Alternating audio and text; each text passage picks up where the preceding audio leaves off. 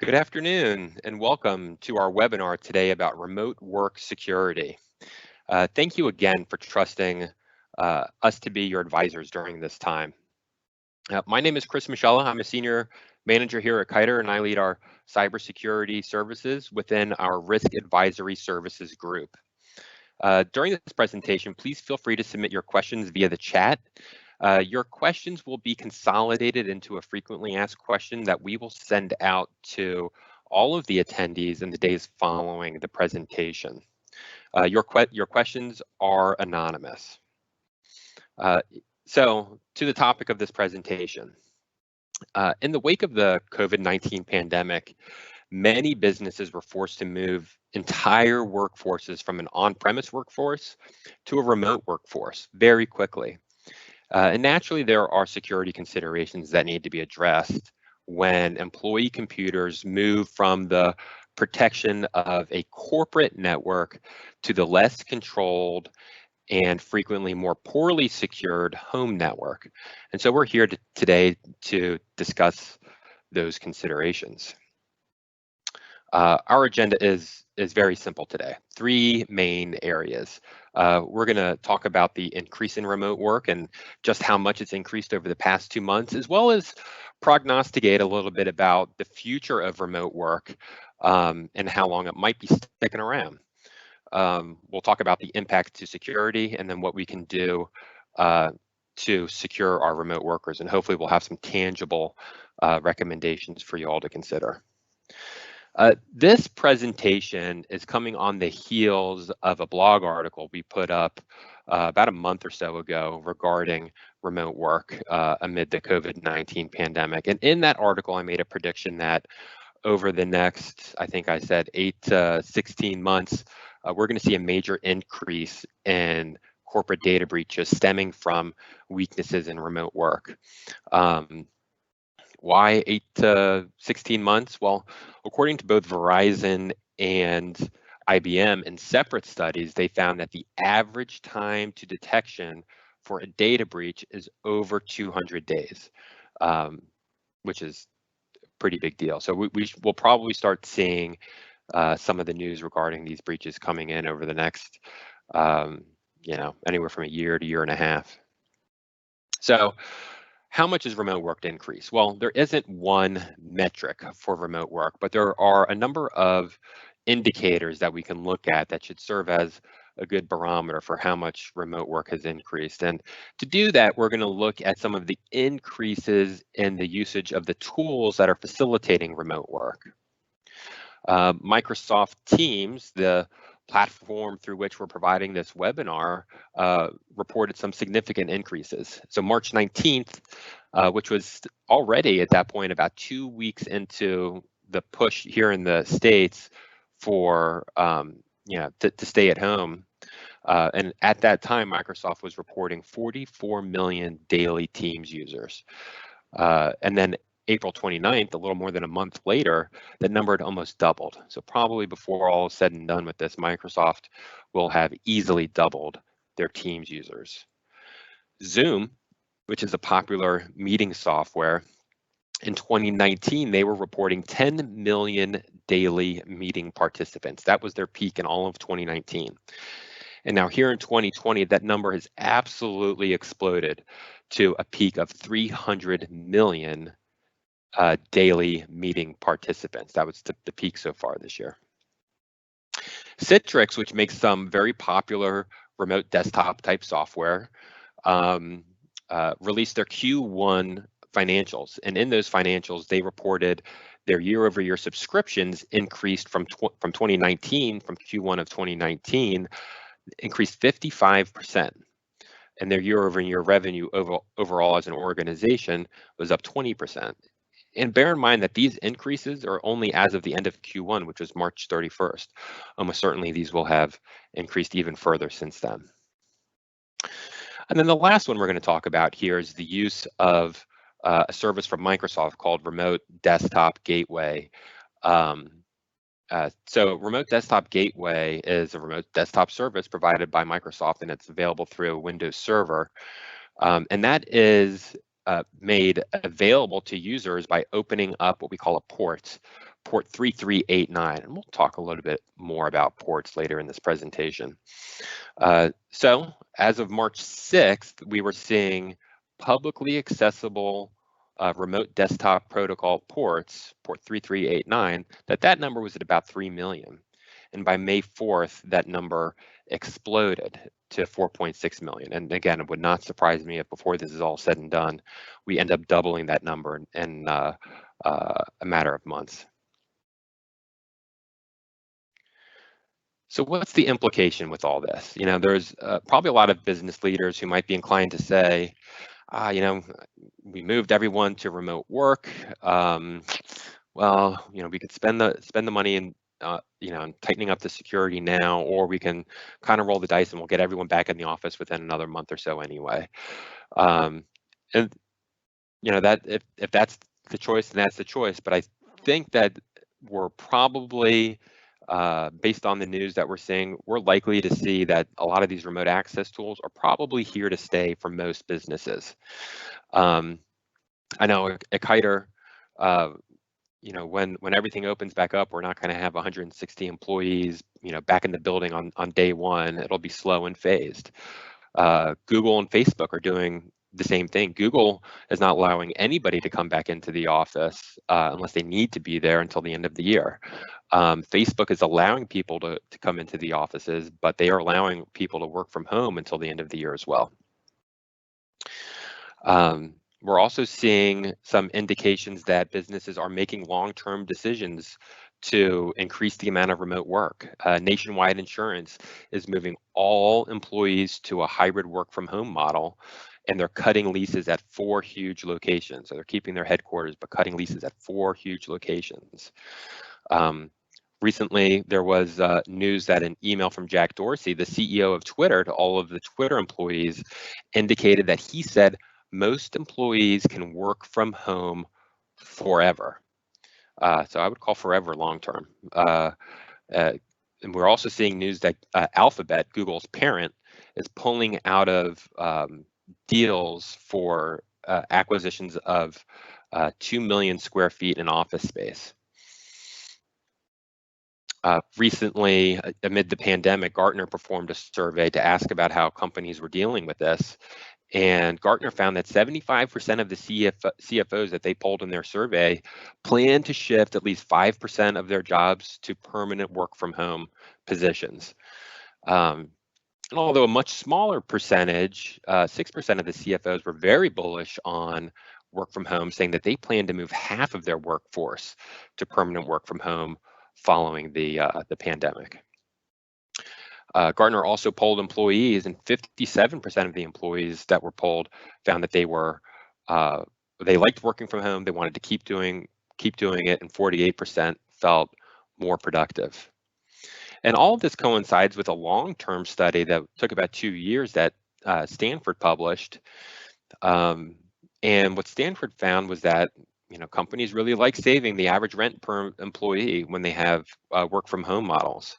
Attrition, so people quitting, decreased by about 50%. And they also felt that employees took shorter breaks, fewer sick days, and less vacation when they were working from home. The downside, though, is that about half of the employees that worked remote all of the time felt too much isolation and would want to get back in the office. So I think the implication from all this is that, you know, a lot of businesses were forced to move to remote work very quickly. And managers who were previously skeptical are starting to embrace it. So the likelihood is that for a lot of businesses, a lot of these tools and a lot of the remote work will probably be sticking around. So since it's probably going to be a long-term thing, we really need to think about the impact to security. So with respect to security, we're going to talk about 3 things: scams and phishing, weaknesses in the remote tooling, and unsecured home networks. Now, a lot has been written about the top 2 bullets here, so we're going to spend most of our time talking about the bottom bullet, but we will touch those other 2 very, very quickly. So scams and phishing. So the rapid move to remote tooling meant that a lot of employees had to start using these new remote access tools very quickly and get adjusted to them very quickly. And a lot of the scams that we're seeing are designed to take advantage of the confusion that employees might be feeling as they're adjusting to using these new tools. And so, we'll see an example of this on the next slide. We also saw a bunch of phishing campaigns intended to capture sensitive information as part of the stimulus checks. A lot of websites that were stood up that said, "Oh, fill out this form and we'll make sure you get your stimulus check." Meanwhile, they're just stealing your private information, including your social security number and other sensitive information that they'll just sell on the dark web. And there were a number of websites that popped up purporting to sell vaccines and other drugs. So here is an example of a spear phish that targeted a single user here at Kiter. So this was sent to a single employee, probably on account of this person's title, trying to get him to make a mistake. So a bit of background on this. So Microsoft Teams, if you are not logged into Teams and someone sends you a message and you're not there to acknowledge the message, Teams will send you an email that says, "Oh, somebody just left you a message in Teams." Click on that button, and then I can open up Teams, and you can see what the message was. Now, in this example, had the user clicked on this button that said checkup, it would have brought them to an Office 365 login page, which was prompting him for his user ID and password. And of course, because it's an imposter, the website is just going to ingest that data, and now you would have just given your user ID and password to an attacker. Fortunately, in this example, our staff was very quick to identify it as a fake and forward it to our IT team, so no harm was done. But you can see it's very tricky. Over the past couple of months, there's been a lot of news around weaknesses in certain remote tools. So, let's start by recognizing that attackers and threat actors and security researchers focus a lot of their efforts on tooling that is used by a lot of people. They generally not to focus their research and development efforts into obscure tools. Rather, they focus their effort on tools that people use a lot, like Microsoft Office, Windows, Adobe Acrobat, Flash, and others. So the increase of the use of these remote access tools has drawn a lot of attention by hackers. And there have been a number of well-publicized weaknesses. So Zoom is probably the biggest one, where you had what they called Zoom bombing, where hackers were essentially able about 15% of the time to guess the name of a room being used to host a meeting, and they could just drop into the meeting and say hello. And then there were some other issues because Zoom was making representations about end-to-end encryption, which may have been a little less than truthful. And in fact, coming out of that, Google, SpaceX, NASA, the US Senate, and even a number of countries have banned the use of Zoom altogether, which is pretty remarkable. And there have also been some exploits with Teams that have been patched, and some significant exploits with Cisco WebEx, which is one of the big players in remote meeting software. For organizations that, as part of their remote access initiative, stood up an Office 365 implementation, the DHS Cybersecurity and Infrastructure Security Agency, the CISA, issued a statement that basically said, if you just stood this up and you're using default security settings, you might not be secure. You might be open to attack. So there have been some weaknesses in remote tooling, but again, these have been, pretty well covered in the news. So what I wanted to focus on today, what we think is the weak area that is largely being ignored, is weaknesses in home networks. So what happened is we got this pandemic, we weren't allowed to go to work together, and now everybody's working from home, or a lot of people are working from home. Our computers, which were connected to a work network that was protected by an enterprise-grade firewall, have now been moved to a home network that is protected by a home router firewall combo that was given to you by your internet service provider. And clearly one is not the same as the other. Now that their computers are behind a home router, the employees can essentially change the firewall settings. You know, you would never give uh, an employee in your business the ability to change the firewall rules on your corporate firewall, because you'd be inviting disaster. But that's essentially what we've done now that we've taken all of these users and allowed them to connect from their home networks. So let's talk a little bit about firewalls. And talk about some of the high-level essential functions that they perform. So most firewalls are configured to allow outbound traffic, but to block most, if not all, inbound traffic or incoming traffic. So what does that mean exactly? Well, let's pretend we've got a user on your network, and that user needs to go to the QuickBooks website to log into QuickBooks Online. They'll type in quickbooks.com into their web browser, and the computer will send a request to the firewall. The firewall will see, oh, this is an outbound request. We're going to let it go through. It goes to QuickBooks. QuickBooks processes the request and sends a response back. Now, when that response gets back to the firewall can look at it, and the firewall can tell that this request or this response back relates to this initial request, and then it can allow it through. So inbound or incoming is not the same as all traffic that's coming into your network. It really refers to traffic that's initiated outside your network. So, you know, there's a reason that QuickBooks can't just open your web browser and open a tab for their website. When networks are configured to block inbound traffic, they are configured to block traffic initiated outside your network. So earlier I mentioned that we have to assume that everyone who lives in your employee's home has access to your home router's administration functions. Wow. How do we know that? Well, here's a picture of the side of my Verizon router. And if we look at it, we can tell by looking at it that printed right on the side of the device are administrator functions, or the local domain and the administrator password to access all the administrator functions for the router. Okay, so anybody who has access to this can look at it and then go to myfiosgateway.com and put in the password and then gain access to those functions. So what sort of things do people have access to? Well, again, here, once we're logged into the router, this is what the interface looks like. And here's the firewall panel. And we have a few options here. And I'll just zoom in on this.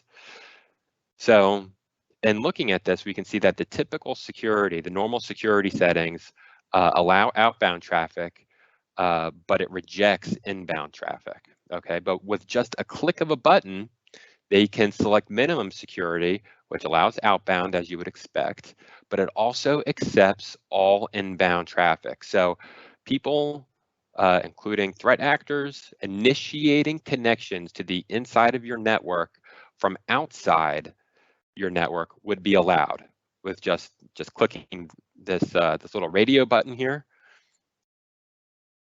and then clicking the apply button down here would change that setting. And the question is, well, why would somebody do this? Well, I think there's probably a lot of reasons. Some people are tinkerers and like to mess around with things and want to mess with their router for whatever reason. Others might be trying to fix some connectivity issues. Maybe Netflix is slow, and somebody was researching and found some bad advice through Google that said, oh, I'm going to change this security level or enable this feature or enable that feature. There's a number of reasons why somebody would do it, but it's not hard to imagine somebody having internet problems and then logging into their router and starting to change settings to try to fix it. And as we see here by the skull and crossbones, that setting is to be avoided. Okay, so home routers can also have a feature called a DMZ, and most of them do, even ones from your ISP. Now, a DMZ is a demilitarized zone, and here we have a drawing of what one might look like in a corporate network, a properly configured DMZ.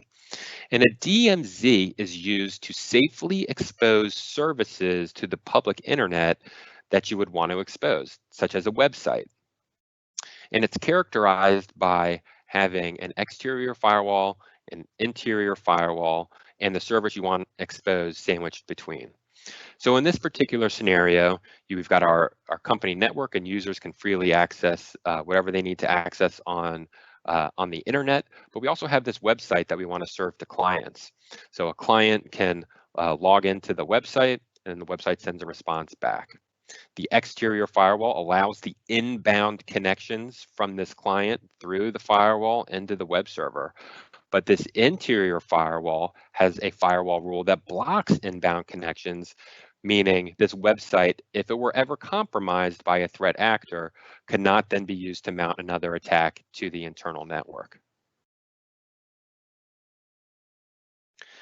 So I said that our home routers can host a DMZ as well, and that is true.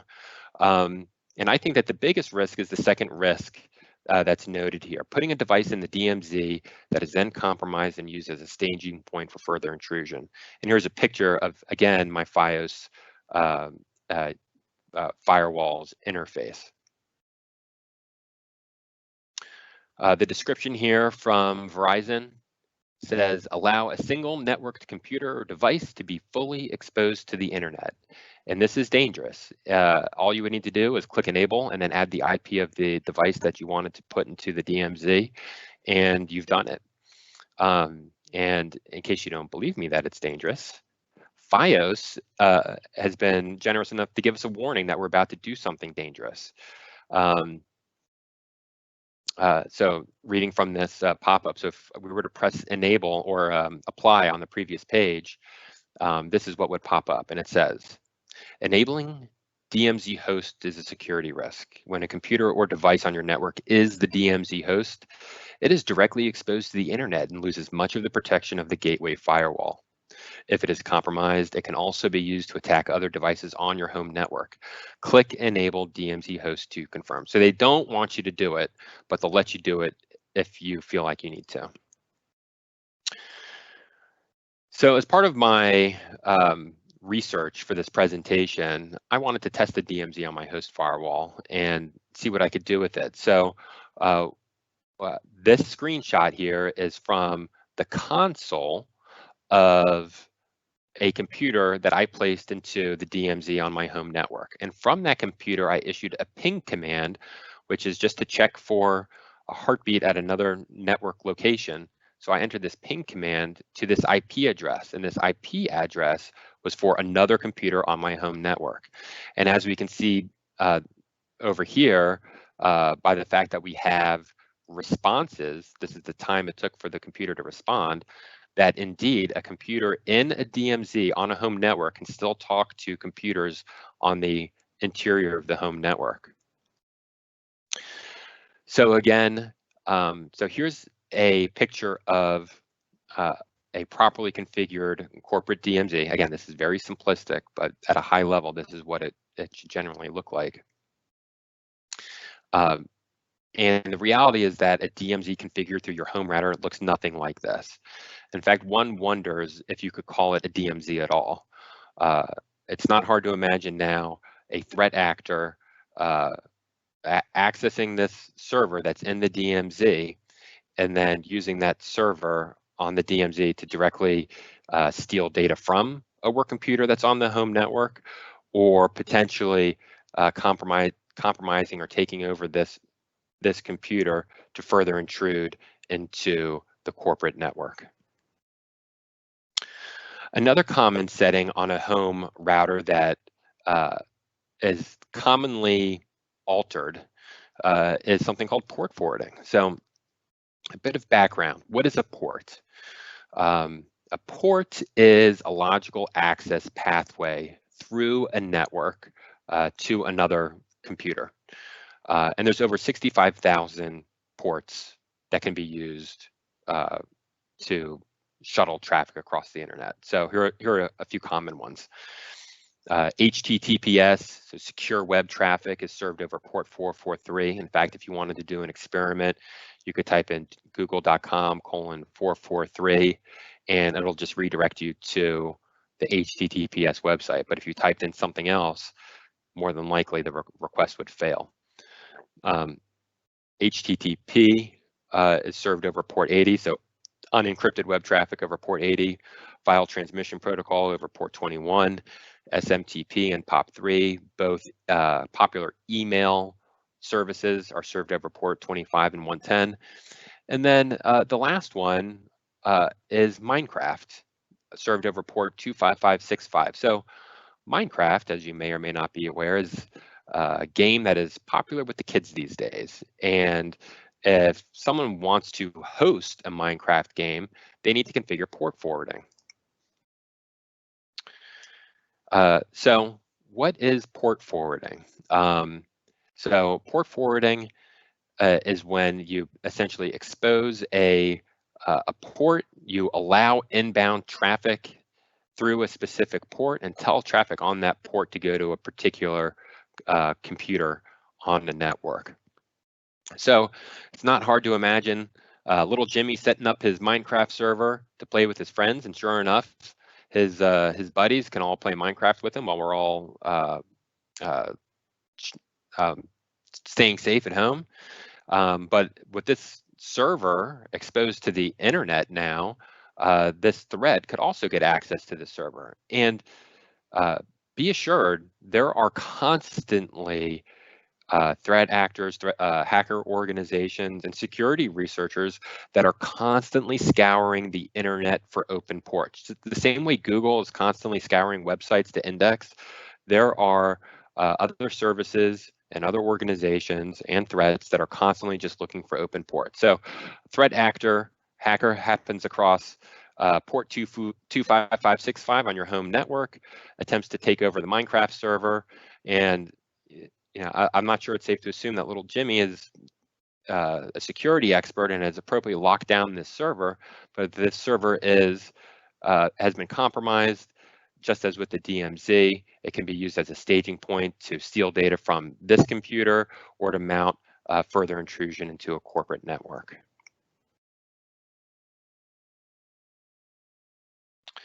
And here we see port forwarding, the user interface within the FiOS firewall.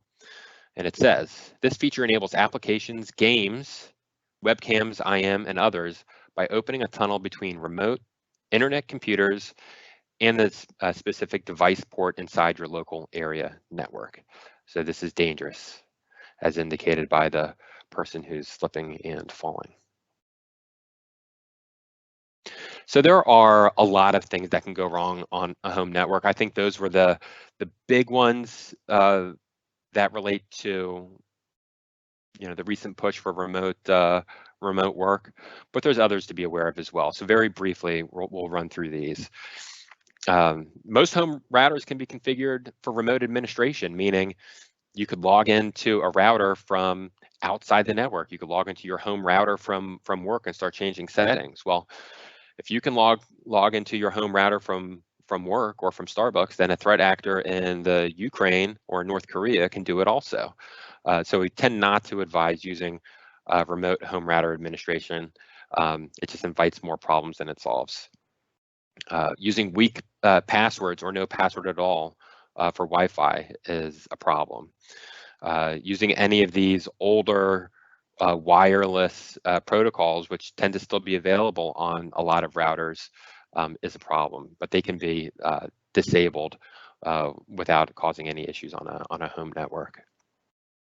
You also have the challenge of, what if there's malware or other intrusions existing on machines that are already on the network? So you already have a problem on a home network, and now you're just bringing your work computer into that network.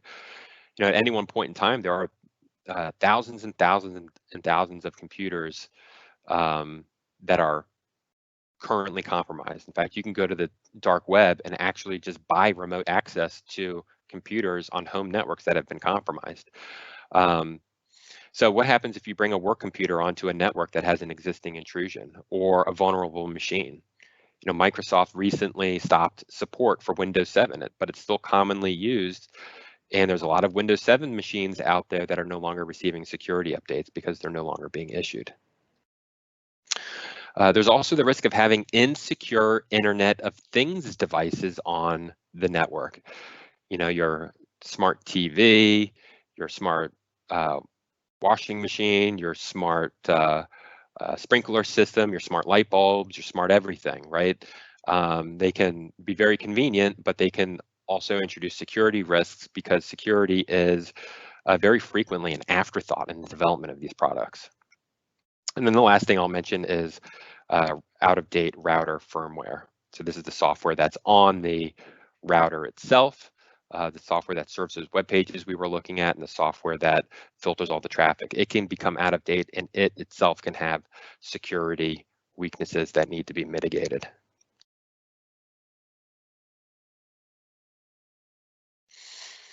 Okay, so what can we do to secure remote workers? And coming up with this list was challenging because obviously there's a lot of things that can be done to, a lot of security principles always to talk about, right? But for my high-level recommendations, I wanted to focus on the items that an organization was unlikely to be doing before the work from home, but things that become important when we have remote access company-wide. So the first thing I wanted to talk about was having host-based firewalls on individual computers. So a host in the context of a network is simply any device that's connected to a network. It can be a printer, a computer, a desktop, a phone, your TV, your Sony PlayStation. These are all hosts on a home network. And you can have a firewall installed on a host. And restrictively configuring a host-based firewall would block the inbound connections to the computer the same way a firewall on your corporate network would block inbound connections to the network. And if you have host-based firewalls installed on your work computers and those computers are now in a home, you have done yourself a great service to help reduce the risk of intrusions on a home network from passing through to your corporate network. I'm not saying it's impossible for a hacker to get onto a computer that has a host-based firewall, but at least you've created significant barriers if you have configured an appropriately configured host-based firewall. The good news is that Windows has a built-in host-based firewall.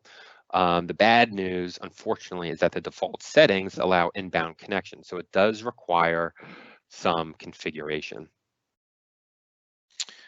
Another big thing to think about, especially now, and especially for organizations that set up remote access for the first time, a lot of times the focus is, oh, just get it working, let's just get it online and let's get it working, and we'll worry about the implementation details and the security details later. So if you stood up any of these different types of remote access configurations for the first time, remote desktop from Microsoft, Citrix, VPN, or any of the other variety of remote access tools, Office 365, you set that up for the first time. Now is probably a good time to look back at those settings, verify your settings against best practices, and verify the security of your configuration. Over the past 2.5 months, there have been a lot of employees that have been issued new laptops so that they can work remotely. In fact, there was a huge supply chain issue where there were basically no computers for sale for a while. So there have been a lot of new computers recently issued. And although we've all been sheltering in place, eventually we're going to climb out of the cave and we're going to be on the move with our laptops. And the reality is that despite whatever the corporate policy is and what we tell our teams what's good to do or what's bad to do, employees are going to save information on their desktop. It's just a reality. Um, so when we combine that with the fact that for most organizations, it really is not a matter of if, but a matter of when a laptop will be lost or stolen. Now we have a risk that we need to think about, because what happens if we have a lost laptop or a stolen laptop and it had sensitive data on it? Well, depending on the jurisdiction um, that uh, the jurisdiction of the data subjects that would be on that computer, a lost laptop could meet the legal definition of a data breach. And that, of course, causes terribly embarrassing and costly reporting to customers and the authorities like the state's attorney general.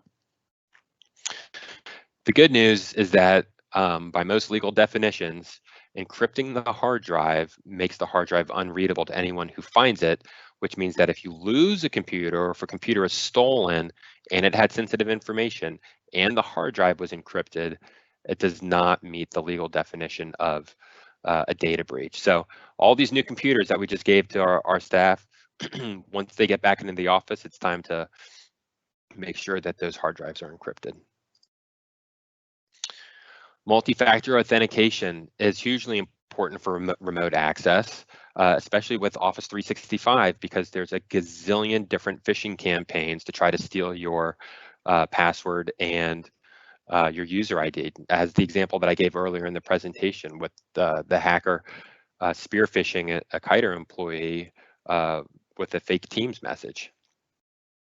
So multi-factor authentication, which requires you to enter a secondary password that's essentially, usually it's sent as a text message to a phone that the employee owns. It significantly reduces the risk of password phishing or weak passwords or stolen passwords. Because the person who has the user ID and password, even if they're correct, would also require access to your employee's device to actually gain access. So multi-factor authentication is hugely, hugely important. And there's a variety of other things that can be done as well. There's ones I've talked about already. I think are probably the biggest things to consider. But there's also a few other things that are worth mentioning as well, in addition to the bevy of other security best practices that we've all been preaching about for the past 20 years. So antivirus and software patching. Of course, it's important in a remote work environment. It becomes a little more interesting because if you were delivering these patches and updates through the corporate network, some of those updates might have been interrupted if people are working remotely now. So good idea is just to look and make sure that folks are still receiving their patches. Security awareness training and phishing. This is still good in the context of where everybody's working remotely. I think it's important to remind employees to turn their computers off at night when they're done working for the day. They shouldn't leave their computers persistently connected to your work network. It just gives more opportunity to a potential threat actor that's on a home network to gain access. Employees need to be reminded that the laptops are not a toy and that they shouldn't let their kids install games. It's not hard to imagine little Jimmy downloading some pirated game onto a work computer and doing so, introducing malware or a backdoor directly to the work network through whatever he installed on the computer. So some important messaging around that. And less of a security concern and more of a compliance risk, I think, is stuff that employees might be printing in their homes. At Kiter, we have shred boxes all over our office where, if we ever print information from a client that is considered personally identifiable information or otherwise, we have a shredding service and shred bins and all the rest to help protect that information until it's destroyed. But at home, we don't have those things, right? So I think it's probably a low risk of somebody dumpster diving to find it, but there is a compliance risk. And depending on your compliance requirements, there might be fines associated with non-compliance. So something to think about. Web filters are important. But in the context of remote work, what I want to point out is that web filters are frequently enforced by the corporate firewall. And if an employee is at home, that web filter may not be filtering any of the web traffic. So if this is a concern for you, it might be worth looking into some cloud-based web filters that will function regardless of where the employee is. I mentioned earlier there was a huge strain on computer supply chain, and as a result, there are undoubtedly individuals who are using their personal computer to connect to the work networks. At this point, the supply issues should have resolved themselves, and employees who are still doing that need to be moved to a device that's controlled by the company. Who knows what else is on that computer or what weaknesses they may be passing through to your work network. Mobile device protection continues to be important. There might be people who for the first time now have work email on their phone. You should be able to encrypt work email on people's phones and remotely delete it if that phone is ever compromised. Inactivity screen locks, which might be less important in the context of an office building, but more important at home. You know, if mom is done with her work day and little Jimmy hops on mom's computer and decides he wants to play games or visit websites that he shouldn't be visiting or downloading stuff he shouldn't be downloading, that's bad news for your work network security. So inactivity screen locks that lock the computer to a password protected screensaver after a period of inactivity should be considered in this environment.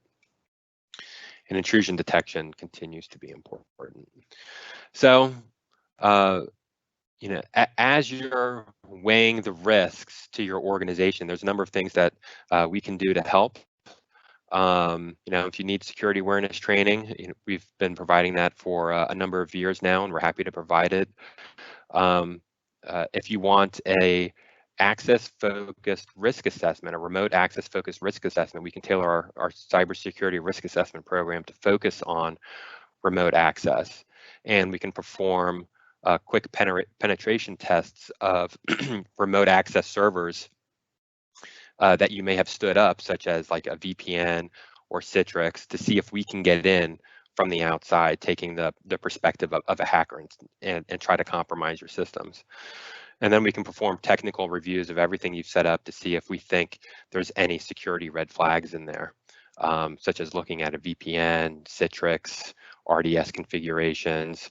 If you have any of these without a DMZ, and they should be in a DMZ, we can provide some consultation on that as well. And we can look at host-based firewalls to help advise as to whether or not they are configured appropriately. And then the last thing I'll say is that we recently launched a service called Dragnet. It's an intrusion detection service that's intended for small and mid-sized businesses. Intrusion detection is an area of security where the solutions have largely been over-engineered and too expensive for small and mid-sized businesses. And we decided to develop a solution to meet that need. Right now, it's only being offered through managed service providers, so outsourced IT firms. But contact me and I'd be glad to show you a demo, or you can go to dragnet.io and check out some of the information on our homepage. And with that, thank you for the questions that you've submitted. As I said to start this presentation, we are going to compile all the questions that were submitted and follow up with an email to all the attendees answering all of those questions the best we can. Thank you all very much for your time today, and be safe, and we will see you soon.